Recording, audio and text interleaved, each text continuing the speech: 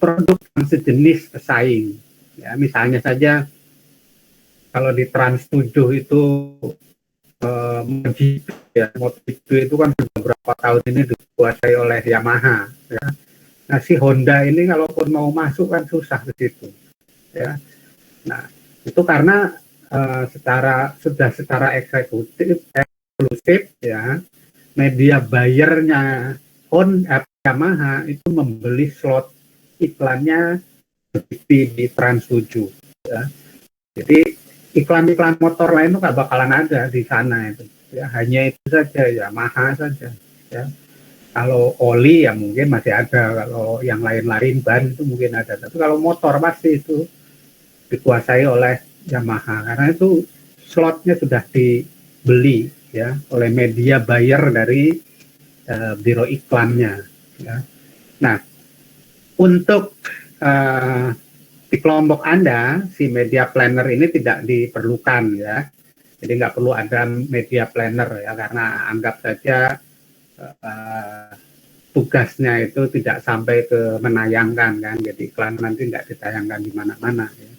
Jadi nggak perlu ada media planner. Jadi mungkin di antara Anda itu hanya perlu siapa yang menjadi AE, siapa yang menjadi creative director, siapa yang menjadi copywriter, siapa yang menjadi graphic designer, cinematographer, fotografer, dan lain sebagainya. Ya, kalau media plannernya itu nggak perlu ada. Ya. Oke, ya. Kemudian apa sebetulnya ya ketika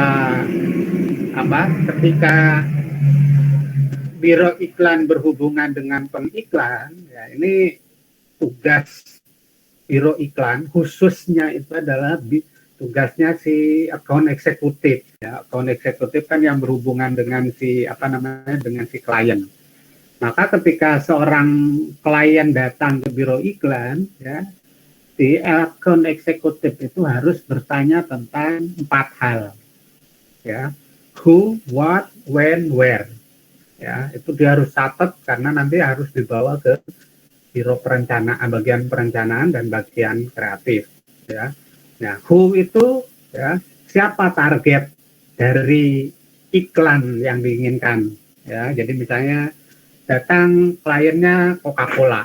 Ya, kita tanya kalau kita jadi biro iklan kita tanya ini sasaran iklannya siapa? Ya, anak muda, orang tua, anak-anak, ya. Pedesaan, perkotaan, ya, ibu-ibu, ya, ibu rumah tangga atau wanita karir dan lain sebagainya. Ya. Karena kan itu akan digunakan nantinya sebagai bahan untuk perencanaan iklannya. Ya. Nah, dari itu harus ditanyakan who atau sasaran iklannya. Ya. Nah, kemudian ditanyakan juga itu what, ya, tujuan beriklannya, ya, tujuan beriklan yang spesifik. Nah, di bahasan minggu kemarin itu kan ada misalnya memperkenalkan merek baru, atau reminder, atau mengganti merek, atau apa saja. Ya, jadi kan si pengiklan itu kan tidak mungkin menjejalkan semua keinginannya dalam satu buah iklan. Ya. Jadi dia harus punya prioritas. Nah sekarang iklannya pertama itu mau apa? Ini iklan yang akan dibuat ini untuk memperkenalkan, untuk mendorong penjualan, untuk mengalahkan pesaing, ya, ganti merek atau dan lain sebagainya. Itu harus dijelaskan, harus jelas, harus ditanyakan kepada si klien. Ya. Nah untuk tugas lagi, ya, saya kaitkan lagi dengan tugas. Ya, kalau tugas Anda itu jelas, anggap saja bukan untuk memperkenalkan produk, ya, tapi anggap saja produk yang Anda bagikan itu kecap apa, ya, itu sudah dikenal ya. Jadi tujuannya lebih ke arah membujuk untuk mengkonsumsi produk itu, ya. Kalau untuk tugas, ya. Nah kemudian apa lagi yang ditanyakan, yaitu adalah when. Ya. Kapan, ya? Kapan iklan ini ingin ditayangkan? Apakah setiap hari, setiap jam, ya? tiap minggu, ya.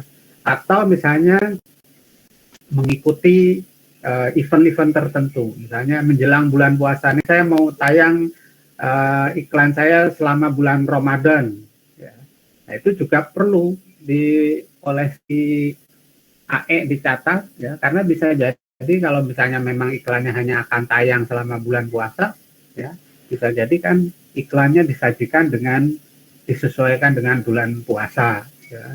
Mungkin artisnya atau bintang iklannya perhubungan atau pakai kopiah, ya, dan lain sebagainya. Si copywriternya kan juga kemudian menghubungkan produknya dengan suasana bulan puasa misalnya, ya. Nah, itu when, ya. Kemudian berikutnya adalah where, ya, atau di mana, ya. Di mana ini mungkin tadi pertanyaan dasarnya kan adalah cetak, iklan cetak atau audiovisual, karena kan menjadi punya karakter yang berbeda, cetak, audio atau audiovisual. Mau tayang di TV ya berarti kan otomatis harus audiovisual, kalau di radio ya otomatis audio, atau dicetak berarti ya iklan cetak, ya. Nah, itu where. Atau juga misalnya where itu di media mana, ya, karena ada media-media tertentu yang juga tidak menerima semua produk, ya, semua iklan tidak menerima semua jenis iklan, ya. Misalnya saja iklan rokok itu kan banyak majalah-majalah remaja, ya, itu kan menolak, ya, apalagi majalah untuk anak-anak nggak mungkin, ya, saya mau pasang iklan rokok Jarum Super di majalah Bobo misalnya, kan nggak mungkin, ya. Atau kalaupun diperbolehkan misalnya bagaimana caranya beriklan itu, ya, mungkin menggunakan bahasa anak-anak, ya. Nah, itu kan diperlukan untuk tim perencanaan dan juga tim kreatif, ya. Nah, setelah 4 pertanyaan ini dijawab oleh klien, ya, secara panjang lebar jelas oleh si AE dibawa ke bagian perencanaan, bagian kreatif dan seterusnya, ya. Nanti sebelum iklannya diproduksi, ya, si AE ini harus ketemu lagi pengiklan, ya. Sebelum jadi iklannya, dia harus datang lagi ke ke klien untuk menjelaskan, ya, konsepnya. Jadi nanti si klien akan bertanya how, ya, atau si AE-nya ini harus menjelaskan how, bagaimana konsep iklannya akan dibuat dengan mempertimbangkan who, what, when, where tadi, ya. Nah, ini yang akan Anda lakukan nanti, ya, minggu ke-9 kurang lebih kalau tidak ada halangan, ya. Jadi AE akan menjelaskan kepada saya how, bagaimana perancangan iklan Anda setelah mempertimbangkan who, what, when, where-nya, ya. Kemudian yang kedua adalah why, ya, kenapa. Jadi kalau tadi bagaimana, yang berikutnya adalah why, ya. Kenapa misalnya bahasanya seperti itu, kenapa nanti kok mau pakai bintang iklannya si A bukan si B, ya. Saja klien itu memiliki pertimbangan lain, ya, misalnya why, karena how, misalnya mau pakai bintang iklan si A karena begini, itu menurut biro iklan, tapi menurut klien bisa saja nggak cocok itu, ya, si A itu kan bisa saja didiskusikan kembali sebelum akhirnya maju kepada proses eksekusi iklan, ya. Nah, setelah eksekusi itu juga kalau dalam proses nyatanya, ya, itu kan tidak langsung tayang, ya, tapi harus dikembalikan lagi kepada si si klien, cocok nggak, ya, ada kekurangan nggak, atau ada saran nggak mau nambahin, ya, dan lain sebagainya, ya. Nah, itu yang berkaitan dengan biro iklan tadi, ya.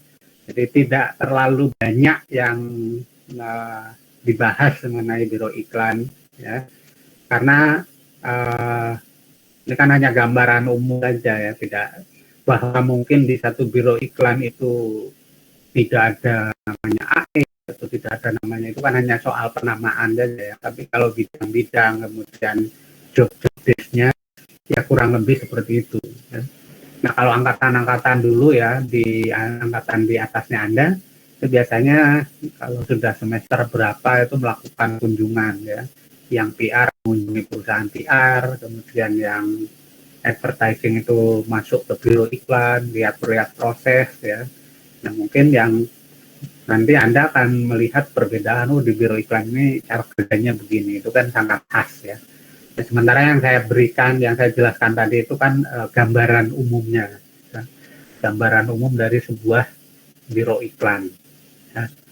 Oke, itu materinya. Ya, kalau akan ada yang ditanyakan ya mengenai materi, baik materi kemarin maupun materi yang barusan, ya, atau mengenai tugas, ya silahkan ditanyakan.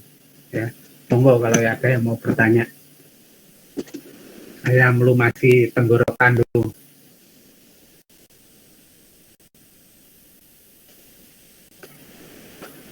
Ada yang mau ditanyakan mengenai materi atau mengenai tugas ya? Monggo.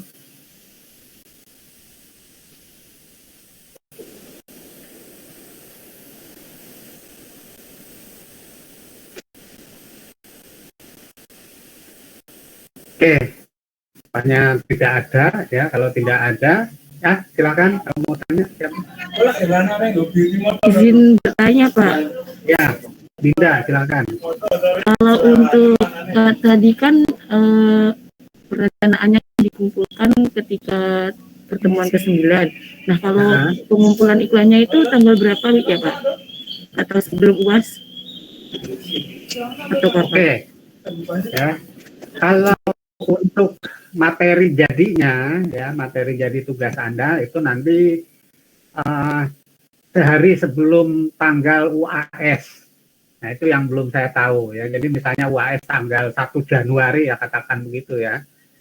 Maka pengumpulan tugas terakhirnya materi yang sudah jadinya itu tanggal 31 Desember. Ya kurang lebih gitu ya gambarannya.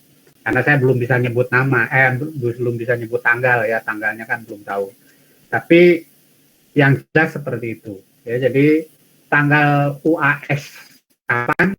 Ya sehari sebelumnya itu. Ya, jadi kalau misalnya UAS-nya tanggal 1 Januari, ya pengumpulannya ya 31 Desember pukul 23.59. Nah, itu paling terakhir.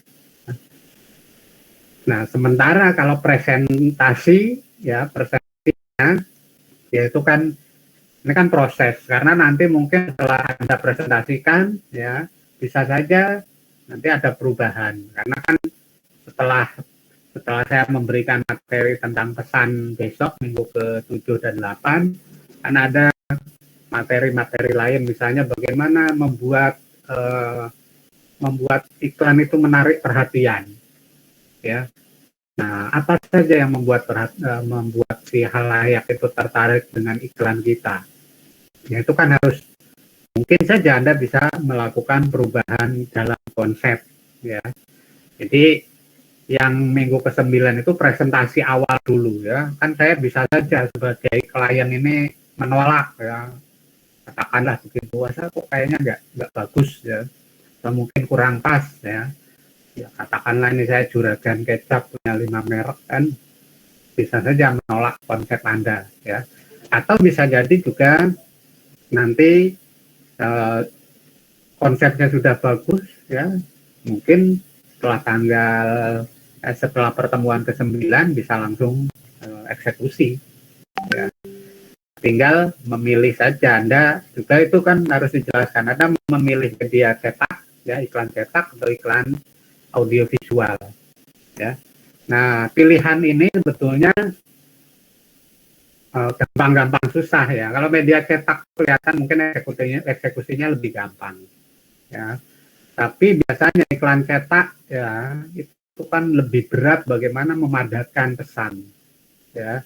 Ada tantangan si copywriter untuk membuat pesan iklan cetak itu jauh lebih berat ketimbang membuat pesan audiovisual ya karena iklan cetak kan terbatas kata-katanya jangan terlalu banyak ya. Masa satu kotak iklan isinya tulisan semua malah jadi berita ya. Kan harus dibuat naskahnya sesimpel mungkin tapi kuat ya.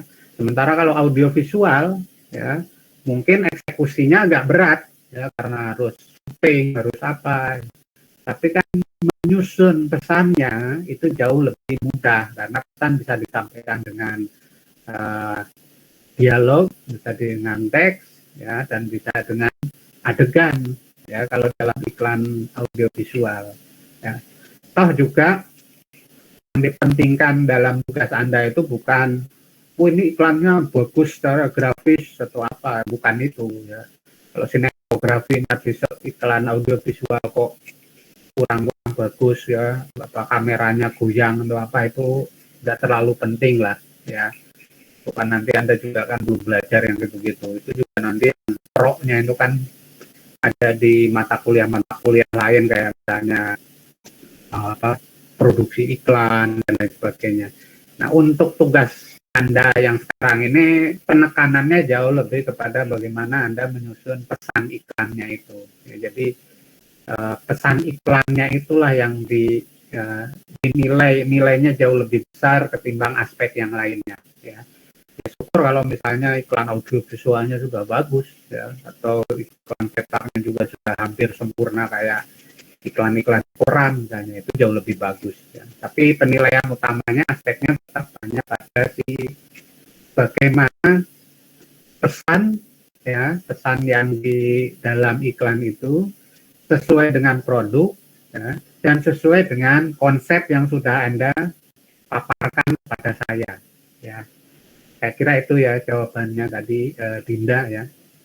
Ada lagi mungkin yang lain? Silahkan saya mau tanyakan.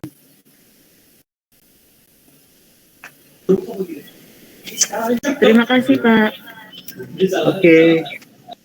Kalau tidak ada ya kita cukupkan sampai di sini ya pertemuan kita kali ini ya. Minggu depan kita akan mulai masuk pada bahasan yang lebih lebih serius ya. Karena nanti berkaitan dengan pesan iklan ya. Jadi silakan kita usahakan minggu depan juga akan Google Meet karena itu perlu penjelasan yang langsung ya. Saya kira itu saja. Kalau ada lagi pertanyaan saya cukupkan sampai di sini ya. Habis ini silakan Anda langsung masuk ke Google Classroom untuk mengisi presensi ya. Tadi sudah saya posting materi yang tadi juga sudah saya sampaikan di sana, sudah saya upload di Google Classroom ya. Jadi silakan setelah selesai langsung masuk ke Google Classroom isi presensi. Ya. Saya kira itu saja ya. Terima kasih atas bergabung di kelas kita hari ini. Sampai jumpa minggu depan. Assalamualaikum warahmatullahi wabarakatuh.